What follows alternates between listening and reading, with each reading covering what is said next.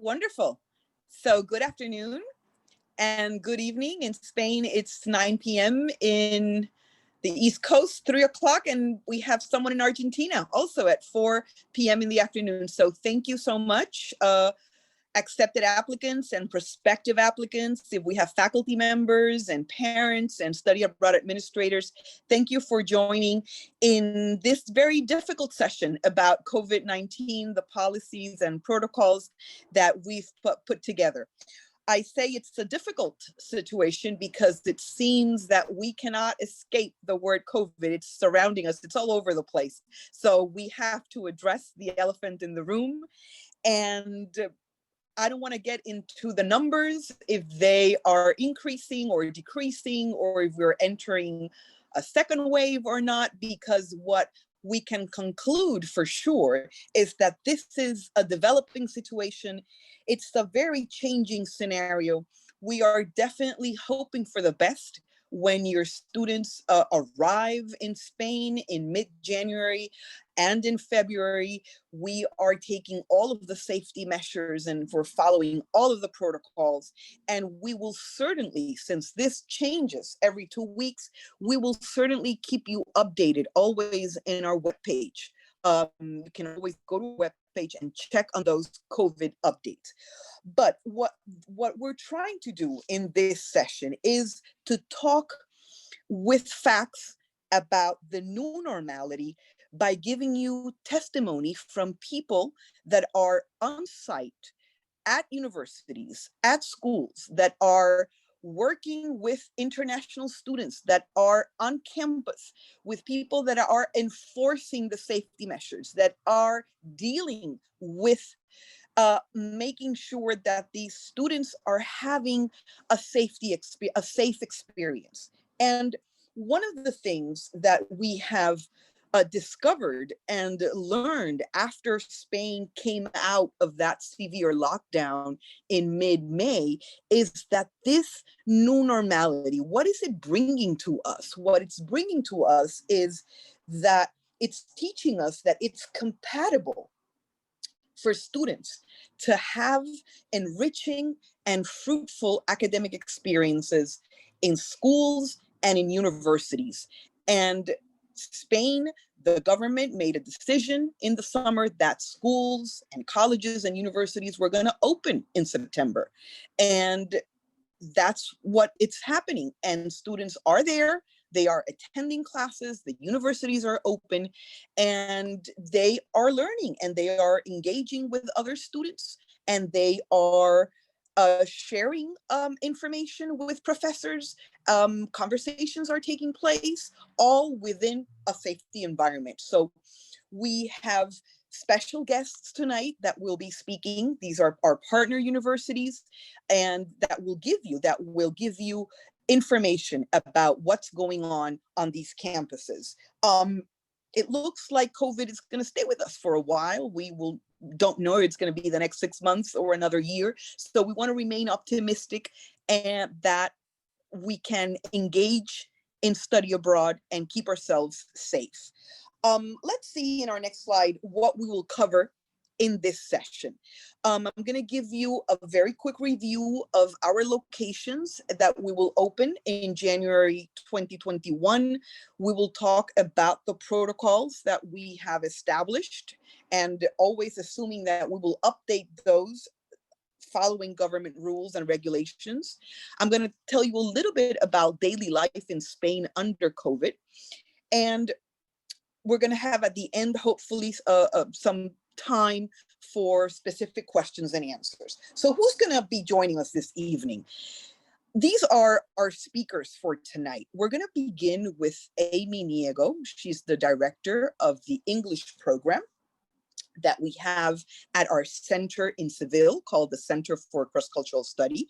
And Amy is going to be giving you her experience in running a very successful English summer camp for local kids.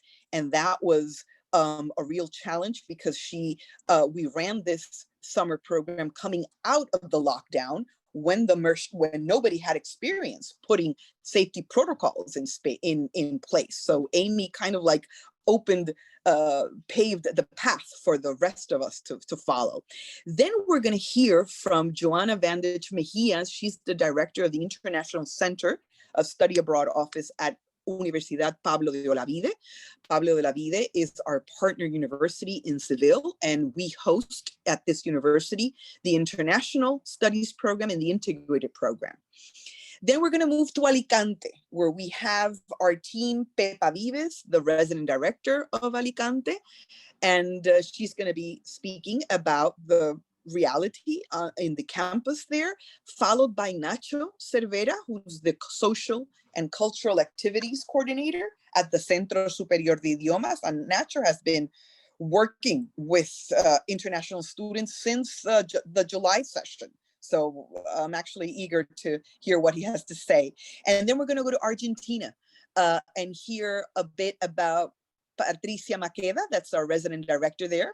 And even though the university, La Universidad Nacional de Córdoba, UNC, is having their courses online, they're planning on reopening the campus sometime in November. And she's going to talk more about what's going on in the city of Córdoba. So let me just give you a brief snapshot of what is the current environment in Spain.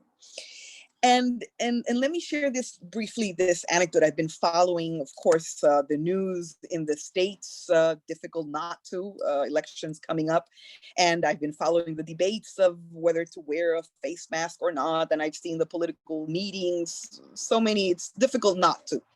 Well, let me begin by saying that face masks are absolutely mandatory in Spain for everybody over 6 years of age. As simple as that. You have to wear a face mask the moment you leave your house.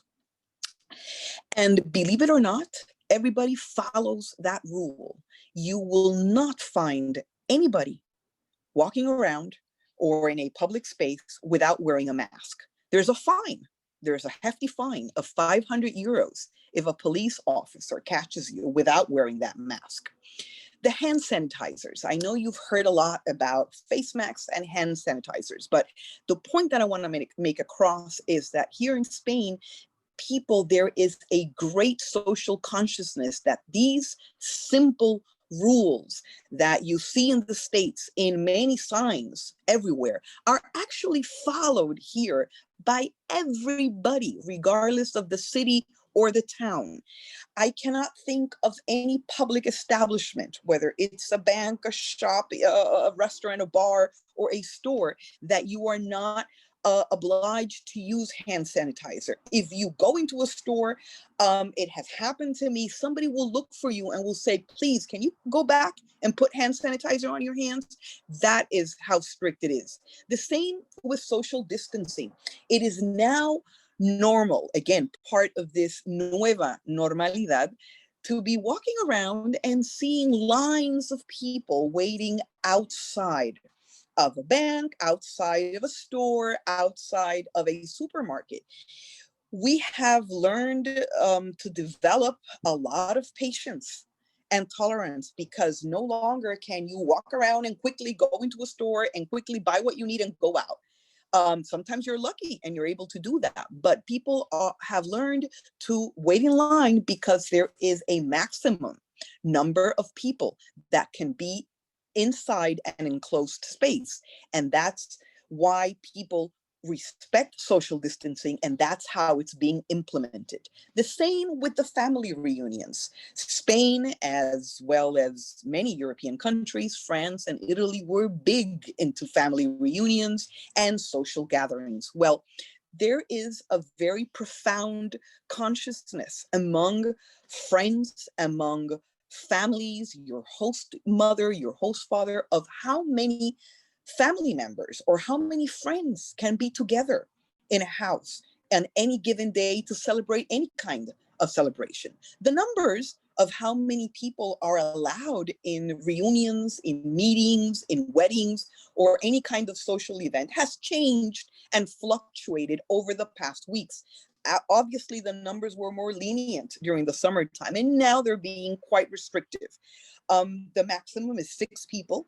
And when you actually go to a restaurant, you will not see tables that seat more than 6. So everybody internalizes really quickly what those norms are, and you see them as soon as you get out of your house. In terms of the COVID protocols in schools and universities, as I said before, everybody is back to school from ages 3 all the way to adults since the second week of September. And I actually, when I mentioned that this bullet that you're seeing, ability to move online, what that means, and I see that in my own house with 3 children that are going to school, and godsons that are at the university, I see, and my husband who teaches at a university. I speak from firsthand experience that what they have in place is a selective lockdown, and they have a plan A, plan B, and plan C. What that means is that you go to class, but if for some reason in your classroom there's one person that is infected, or 2 people, or 3 people, they will ask that class to go home and do your quarantine for 10 or 14 days, and then go back and continue with your routine. The same with professors. If you have a professor that gets sick, that professor will go online the next day. If that professor, for health reasons, is not able to continue to do his classes online, there will be a substitute.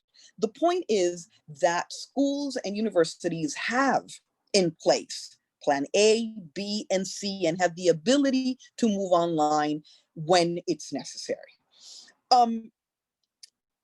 When we move on, I want to just give, as I said before, a quick review of the locations that are going to be opening hopefully next spring.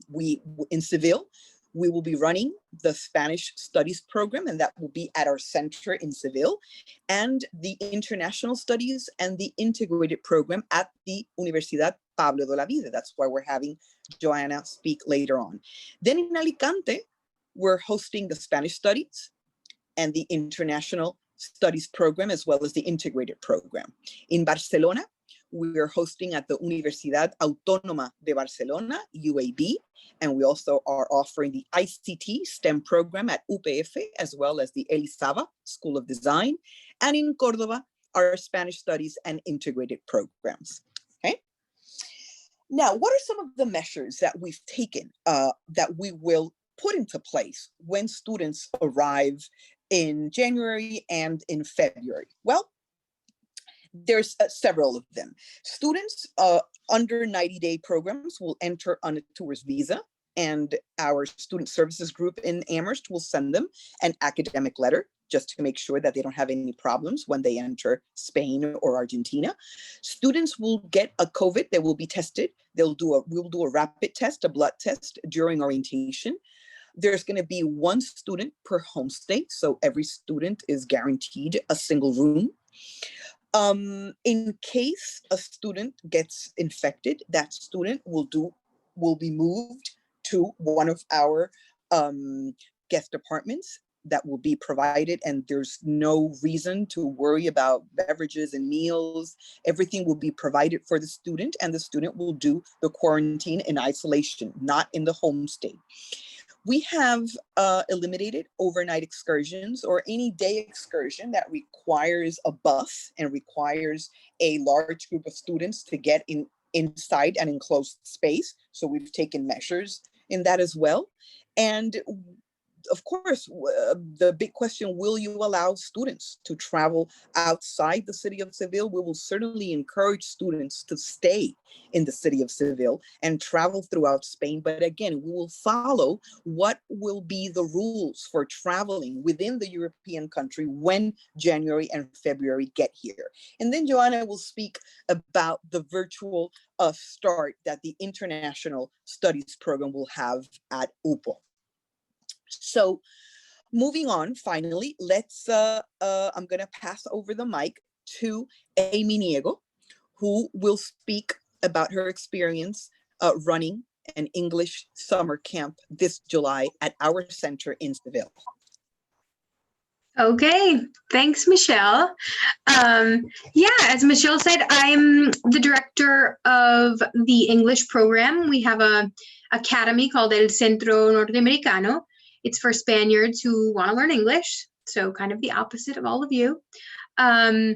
We run classes for kids as young as 3 all the way up to adults during the year. So we're having those classes now. But as Michelle said, in the summer, we have kind of one of our most anticipated sort of enriching programs of the year, which is Play School. It's a summer camp. It's a 100% English immersion summer camp. And it's one of the few times of the year where there's kind of a mix between our program, the Centro Norteamericano, and Spanish Studies Abroad, because as you probably know, we offer teaching practicum for students interested in getting into education and second language acquisition. So a lot of the times, not this past summer, unfortunately, because of COVID, but usually some study abroad students come and act as sort of camp counselors and teachers' aides. And it's always a wonderful experience for the Spanish children. Oftentimes it's maybe one of the first times they've met somebody from a different country, and lifelong friendships have been formed in previous years. So as Michelle said, we weren't sure if we were going to open in July because it was right after the state of alarm ended. And we weren't sure really of the sort of environment, how people were feeling, the anxiety towards COVID. But since the government okayed it, we decided to give it a try, and it ended up being wonderful. I mean, we were very, very happy with the turnout.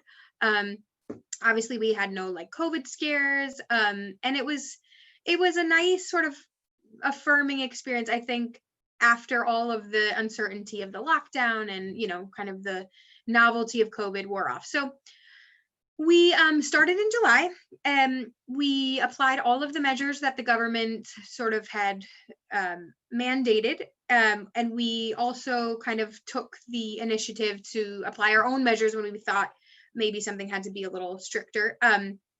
We checked everybody's temperature as they came in the door.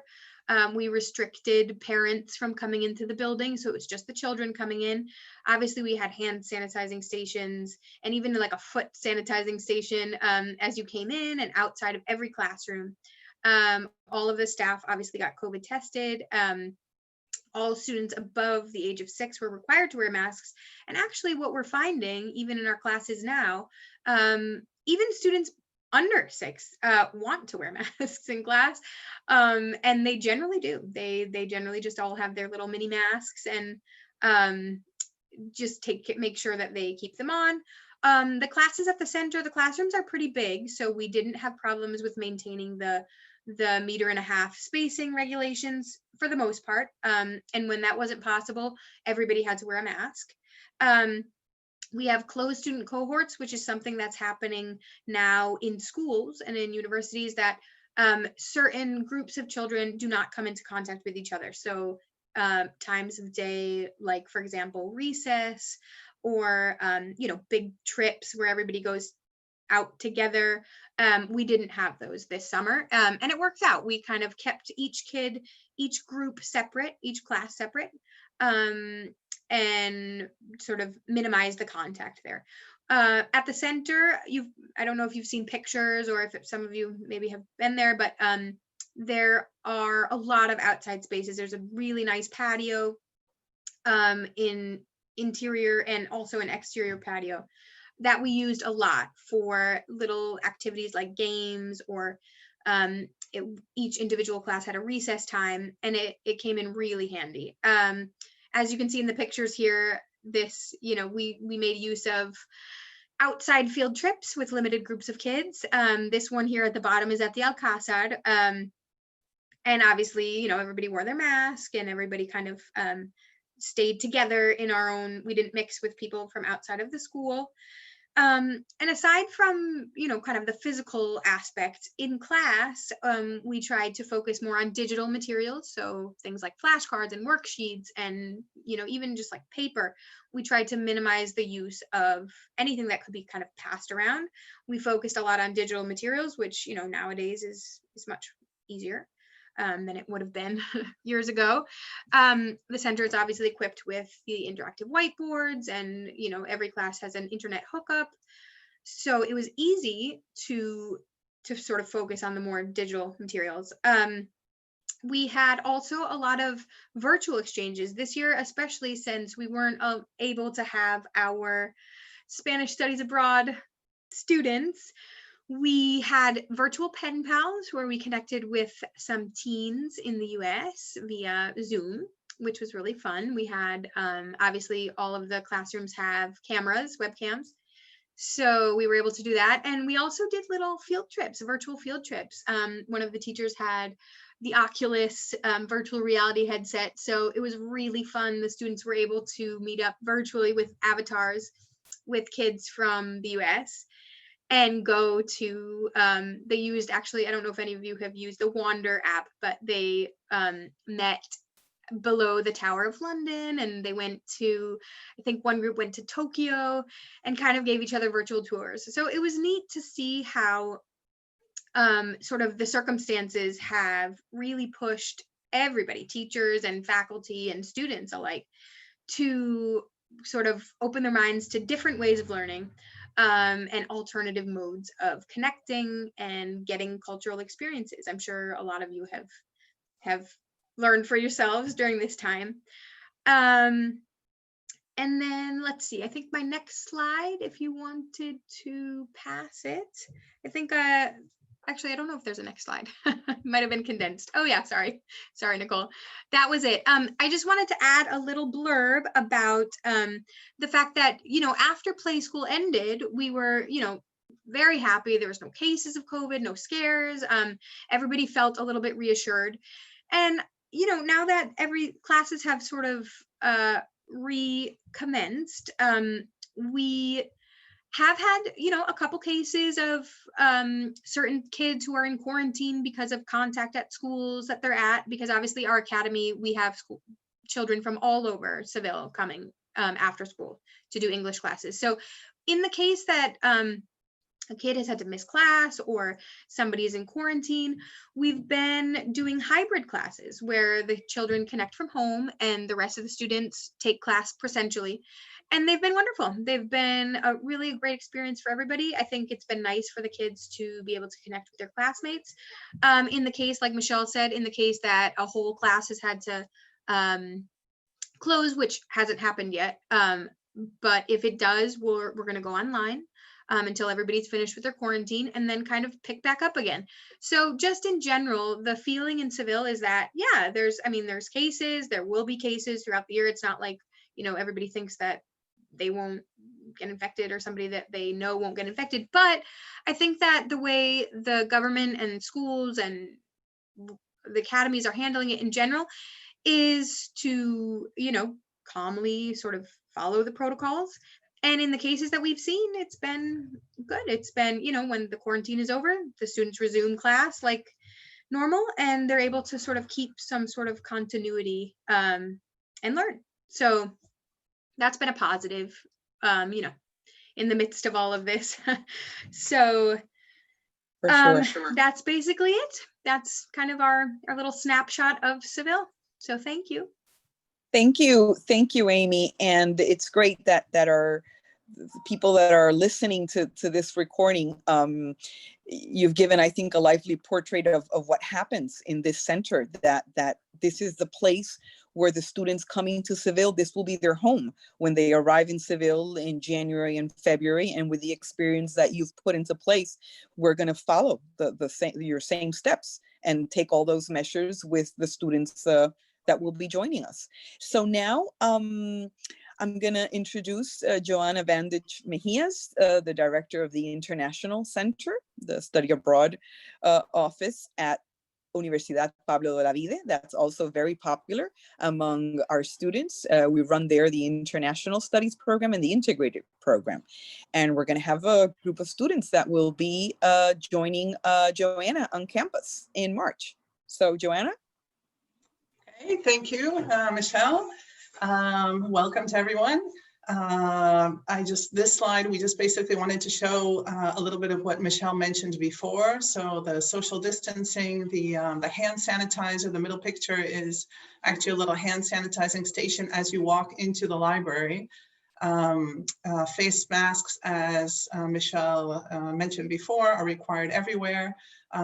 We have actually right now a group of about 45 students. They're all Erasmus students, so they're all European students, taking a Spanish language class with us. They're taking all the other courses at Pablo La Vida University, but through our center, they're taking a Spanish language class. So when the semester started, they came, they were all excited. They went on a trip, they went out, and unfortunately, a number of them came into contact with someone who tested positive for COVID.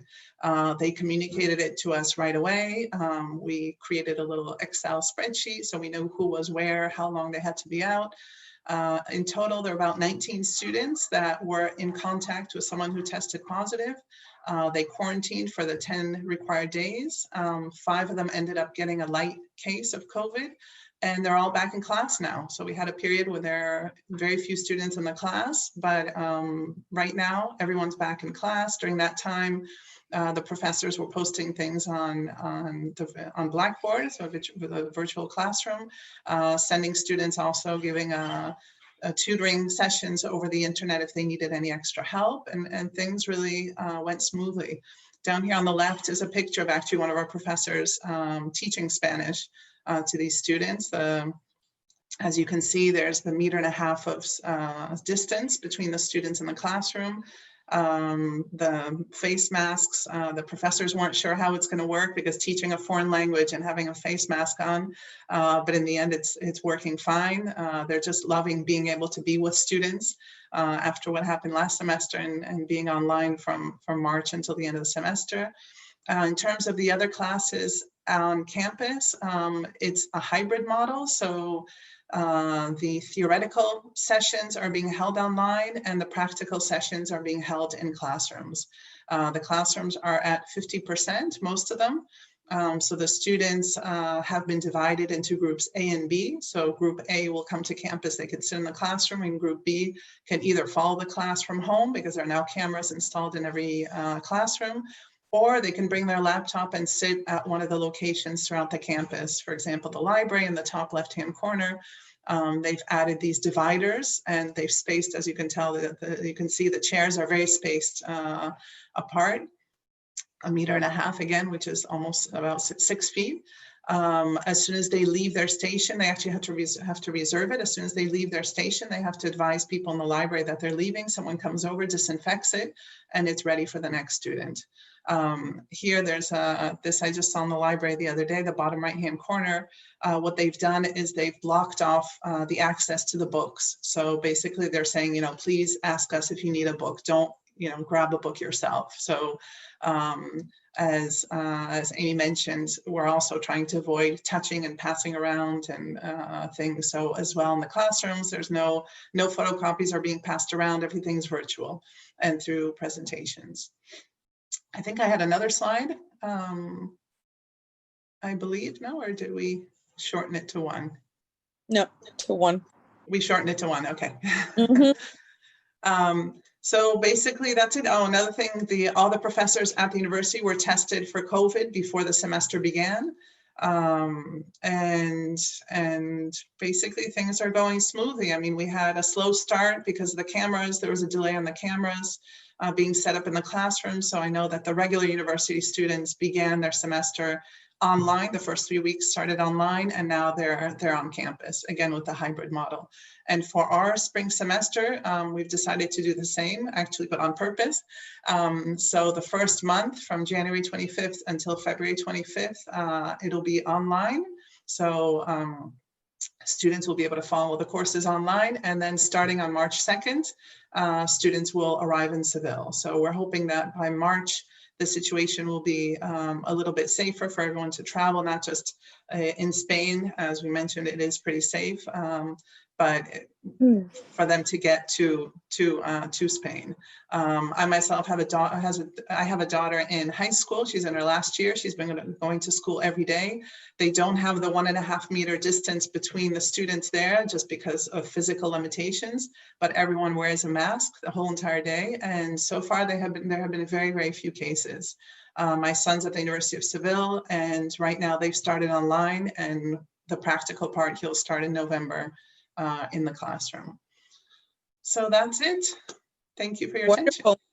attention. Thank you, Joanna. Just to clarify, for in case we have students going to UPO in Seville, your classes will begin on campus March 2nd, but we have our students arriving on the 26th of February. So keep that in mind for Spanish Studies Abroad students. You will be arriving on the 26th to have our orientations, and then we will take you to meet Joanna on the 2nd of March. Okay. Just wanted to clarify in case there was some confusion with the dates. So thank you so much, Joanna, for giving us that perspective from our partner university here in Seville. And now we're moving to Alicante, to the University of Alicante, where we're gonna hear from Pepa Vives, our resident director, and from Nacho Cervera from social activities at the university. So Pepa? Yes. Hi to everyone, and thank you for participating in this session tonight. I am going to be brief and try to give you a picture of how international students are living right now in Alicante. As you already know, our program is located at the University of Alicante, and face-to-face classes resumed last September, and we have received Erasmus students again. How Erasmus students are living during these COVID times, because I think that their experience is going to help us to have a more realistic picture of how students are going to live their programs in spring 2021 in Alicante.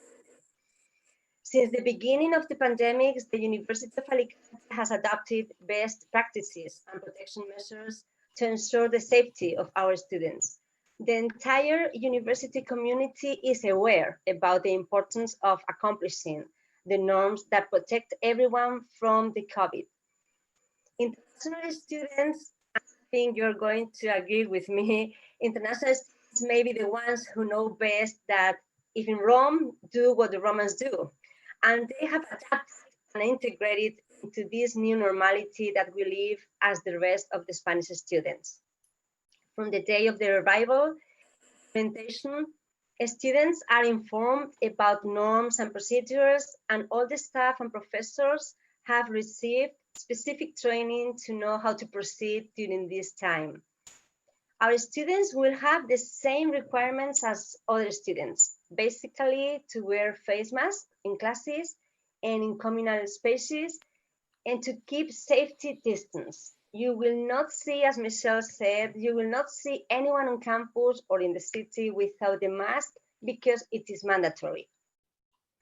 Students find hand sanitizers for university buildings to use before entering every space, and there are posters, signs for markings all over the campus indicating entrances, exits, and foot traffic directions, as you can see in the slide on the left at the bottom. In relation to communal space, including classrooms, occupancy guarantee recommended minimal distance between the students and the staff. And there have been installed protection screens on all reception desks, as you can see in the slide in the picture on your right. Slide in the picture on your left, you can see classrooms have been equipped with monitors and graphic tablets. It may happen that because of the evolution of the pandemic, or in order to respect rules of distance and occupation, a part of the students follow the classes with physical presence in the classroom, and the rest with the class synchronously through the virtual classroom system. It is important to note that the students get assistance on campus because there is a medical service, and besides, the language center has an agreement with a private clinic covered by our insurance to attend the students. There are protocols related to every aspect of the program, including academics, cultural activities, housing. You can find the link on the presentation.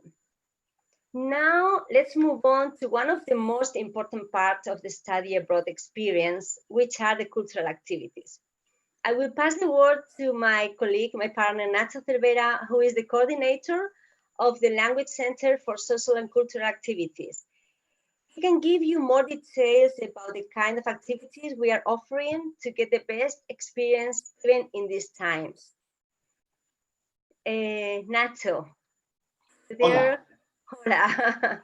Hi, nice to meet you, and it's a pleasure for me to participate in these kind of things, because as Pepa said and everybody's saying, we need to give the what is happening right now at the universities, and we've been organizing cultural activities with Spanish Studies Abroad since they come to Alicante. So we've been working together very closely, and the thing is, one of the things we do at the university at the Language Center, we try to help the students to have this big experience when they are studying abroad. So we want them to learn a language or to study whatever, but to enjoy the activity and to get immersed in the culture, in the language, and to get this experience, the best experience of their lives, right? So we try to help them organizing different activities, and yeah, that's right. We just come back in July to campus, as Michelle said, and we just been receiving international students in July, but then on September we have all these Erasmus students that comes. We have about 150 international students from the Erasmus programs, and we have about 60 international students running with the courses. And yeah, we have been organizing them, just adapting to this new reality, the activities, because we are very lucky in Alicante because of the weather. So we have the chance to prepare these kind of activities, as you can see in the pictures. We've just been visiting the castle of Santa Barbara, which is one of the most important or the iconic point of Alicante. But also we have run these cool excursions to our province, just to Guadalest in the mountains. We've been practicing nautical activities, and also urban itineraries, or just cooking workshops with all the measures, and adapting these activities to the protocols.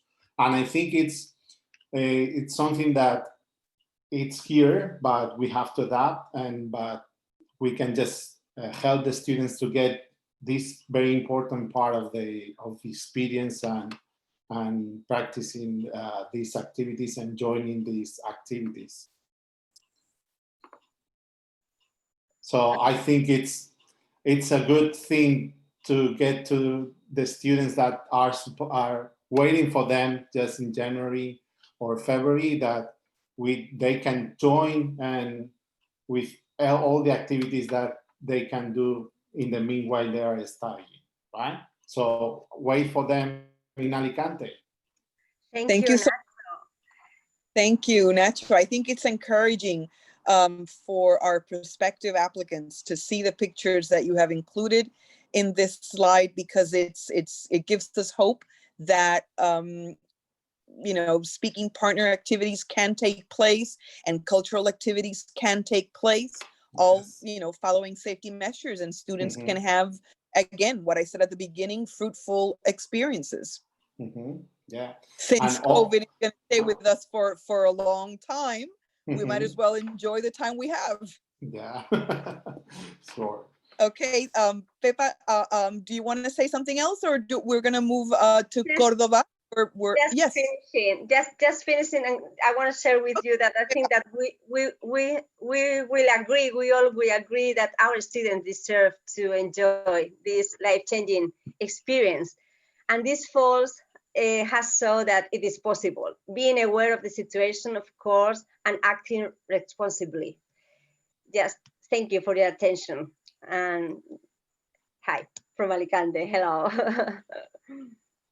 Thank you so much, Pepa. And now we're moving around the globe, as you can see from this presentation, very symbolic of what study abroad means and the Center for Cross-Cultural Studies. So we're moving now to South America, and we're going to connect live with Patricia Maqueda.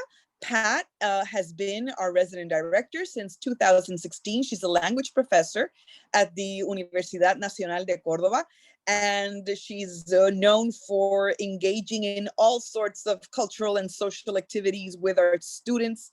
She has a lot of energy, and thank you so much for joining us. As I said before, the UNC is online at the moment, but they're having plans to open the campus in November, and it will certainly be open by February. Pat is going to talk about the current situation in the city of Córdoba. Okay, hello everybody. Well, it's very nice having you, and I hope well you can make it here soon. Since March, we have been in lockdown, severe lockdown at the beginning, since March the 20th, as a preventive measure, when Europe started with so many cases. Then gradually we started opening all activities, such as bars, restaurants, shopping centers are already open, all stores, with the COVID-19 protocol, of course. Activities are normal right now, but the university is still closed. All universities in Argentina are still closed, but we have been working online from the very beginning. Since March the 20th, when lockdown was announced, we started working online with the students we had in those days, and they stayed in Córdoba with their host families, and they did all the courses online. We are still working in that way, and we are working very well. And I guess that by the end of November, we will start with a new protocol at university, and we will follow, for what I see, we will follow the lines of Spain, what you're doing right now there, okay? A hybrid system. If there is a student with COVID-19, he can go home, and from there follow the course for sure. Those are the plans. Nothing has been said specifically, but we will follow the lines of Europe, what you are doing right now there. The cases started growing in Buenos Aires and the metropolitan area.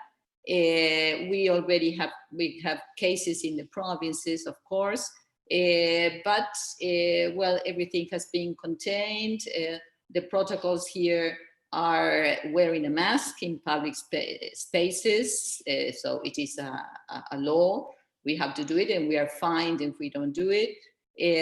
Sanitizing all the time, all the public spaces, hand washing, and social distances. Also, family meetings are restricted to weekends and maximum 10 people per meeting. Of course, this sometimes changes depending on the situation, but that is the rule in general.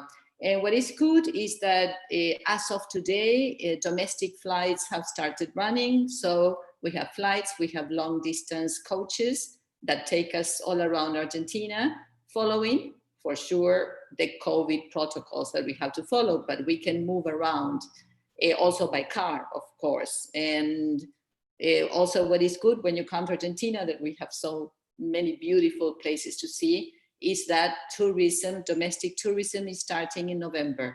The 1st of November, we are going to start with the protocols for tourism, so we can go around the country.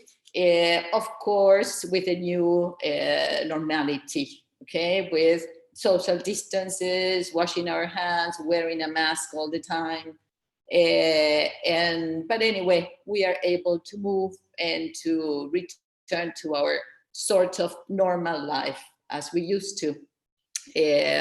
So I hope you can make it. We offer at the National University of Córdoba, we offer the international courses and the Spanish courses. You can attend classes at our university in the different colleges. You can do internships and social work as well. And you can do the Spanish courses at our Pabellón Argentina. And we are already working in how we are going to manage when in-person classes start, but I'm almost positive that it will go along the lines that you are having in Spain. We have let's say, the prerogative of imitating you in a way, okay? Imitating Spain. So we follow the lines and we see what you are doing and we put them into practice in the same way. So, flights are already running, tourism will be active, all shops and restaurants and bars, and well, university will have its protocol by the end of the year. And maybe we go for a hybrid system or present system, depends on the vaccine, of course, also, okay? On how things develop with this crisis of COVID-19. But we are ready to open. Well, I don't know if you have any questions. We're gonna, thank you so much, Pat.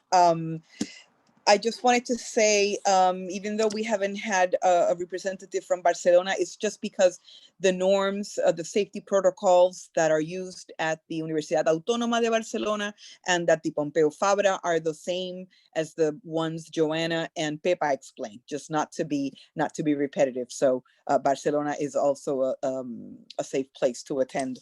And now, if you go to our website, I just wanted to point you to the fact that we have more details can be found on our website just by clicking on the frequent asked questions. And we are updating the COVID pages for spring 2021 almost on a weekly or bi-weekly basis. Okay, so now we have a couple of minutes left. Actually, we have 12 minutes left to take your questions. Feel free to ask anything. I'm also gonna welcome Nico Guidera is the director of the U.S. office in Amherst, and he's joining us this evening as well. So I want to say hello to him too, if he wants to join in our question and answer. I'm happy to. Thank you, Michelle. And thank you, everybody, for being on the call on both sides, those that are collaborating with Spanish Studies Abroad, as well as some of our students and university institutional collaborators that have been online. And I just want to assure everybody that we have taken many steps everywhere as an institution in all of our different sites to make sure that we can provide the safest possible scenario for students that will be on programs in January and spring. And while I understand that not everything can be that we can't guarantee 100% that nobody will get anything, that we're there to help out and make sure that those risks are as low as possible. And if anything does happen, we're there to help out and make sure that any problems are minimized. So with that, I'll give it back to you folks. Thank you very much. Sure, thank you so much, Nico. And let's see how the chat is going. If we have questions that are coming, or again, if oh, I see that our great student services team in the Amherst office is answering the questions. So that's there was a question about whether we need, students will need visas to go to Spain this spring. So among other things, one of the changes that we made in our programs to adapt to this situation is to change our programs so that they're almost all of them are under 90 days, which means that they're under the threshold that the Spanish government or the European Union requires, that is any programs over 90 days, the European Union would require that students get visas. Since they're under 90 days, the only visa that the student will get is that stamp that they get on the airport when they arrive in Madrid. We have a question for Pepa. Pepa, we have students asking about the start and end date for the Alicante program? Is Yes. Pepa fine? Yeah. Okay. We have two programs in Alicante, Spanish Studies program and integrated program. The first one, Spanish Studies program, begins February. 4th. February is 90 days. Okay, it's February, March, February, April. Okay, and the integrated program is February, May. So for the first one, you don't need the visa, but you do need the visa for the second one. And the question about, it wasn't clear to me, classes being in person. Okay.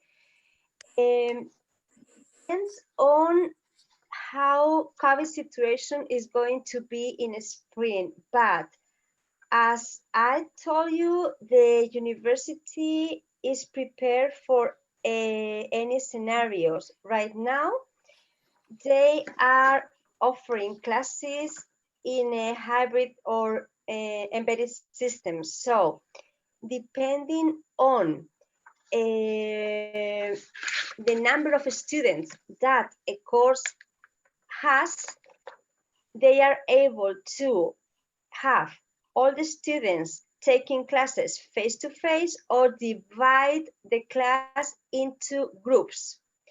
That means that to respect 50%, the rule says 50% of the whole number of students in the class. So to respect that rule, you have half of the class taking the class physically in the classroom, and the other half of the class is following the class synchronously to the through the virtual classroom system. Hopefully in February, we will have all classes face to face. But if the situation doesn't permit this, the university has prepared all classrooms, the 500 classrooms that the university has are prepared to move to this kind of teaching, the hybrid system.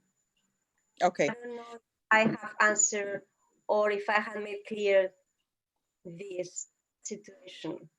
Yes, I think you have. And also Alicante is sharing the Spanish Studies program in Seville and the Spanish Studies program in Alicante share the same dates. And those are February 4th through May 1st. Okay. And integrated students stay a little longer in Alicante until May 27th. Well, we have another question. When do you recommend that we buy our plane tickets? Ashley, I'm not sure. I would go ahead and make a reservation. Why not? I hear there's a lot of great offers now. Let me see the chat here. Yeah, I'd like to say a couple of things. First of all, if you take a look at our COVID FAQs for spring, just at the very top, there's a note that addresses the issue of changes that are happening. You know, we've all seen the changes that have been happening all around us since the middle of March. And we've all made adjustments to those changes. So I just want to point out that what we're looking at right now is related specifically to what we know right now, what's happening right now with COVID, what the situation is in Spain, in the United States, in Argentina, etc. And I just want to point out that things change. And as they do change, we might find that there will be changes that will take place next spring, and we'll just have to make adjustments to those changes. A little sort of to support what Pepa was saying about what it's like at the university now, what the classes are like, and you know what it might be like in spring. Hopefully, we're all hopeful that everything will clear up. But if it doesn't, we know what certainly what the situation is right now. The other thing I wanted to point out about airline, getting your tickets, is that most of the airlines right now are offering a full refund for cancellation of flights, before you depart. So take a look at the fine print when you're looking at airlines. At reservations, and it might make you more comfortable to know that you can wait until the last minute to get a credit for an airline, for money that you paid to the airline and not lose your money. I know that Iberia, which is the main one that flies between Spain and the United States, has that kind of arrangement, or has had recently. But just check and see what might have been changed or not. I believe American Airlines also works with Iberia, and they code share their airplanes, so they may have the same easygoing refund policies. Mm-hmm. And also, just to answer Kevin's question about what the likelihood of programs getting cut once they begin. Well, that's hard to say. Most likely, I don't think that will happen. I think lessons have been learned from the spring, and all of the universities, at least, that partner with us have full capacity and the ability to go online. And if something like that happens in the spring, an educated guess would be that it would be for a very short period of time, like 2 weeks, that maybe, people have to go into quarantine, but the universities are ready to go online. So if we have to contemplate a possible scenario like what you're asking in your question, I think it would be for a very short period of time and students just go online, like children in school are doing since September. Okay. Do we have another question coming up? You're welcome, Kevin. Do we have another question? Well, about moving to level 2. What do you think, Nico? You're there.